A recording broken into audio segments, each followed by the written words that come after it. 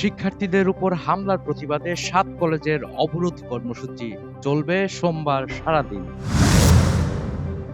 মধ্যরাতে ঢাবি ও ৭ কলেজের শিক্ষার্থীদের সংঘর্ষ, আহত ২০। সোমবার ক্লাস ও পরীক্ষা বন্ধ ঘোষণা কর্তৃপক্ষের। শীতের দাপটে কাঁপছে চুয়াডাঙ্গা, তাপমাত্রা নেমেছে ১০ ডিগ্রির নিচে। যুক্তরাষ্ট্র কলম্বিয়া পাল্টাপাল্টি শুল্ক আরোপ, ভিসা নিষেধাজ্ঞার হুমকি ট্রাম্পের। আবারও জ্বালানির ট্যাঙ্কে বিস্ফোরণ নাইজেরিয়ার, আহত ১৮।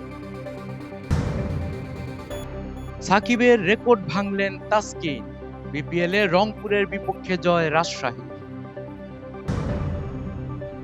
লা লিগায় ভ্যালেন্সিয়ার জালে ৭ গোলের উৎসব বার্সেলোনার।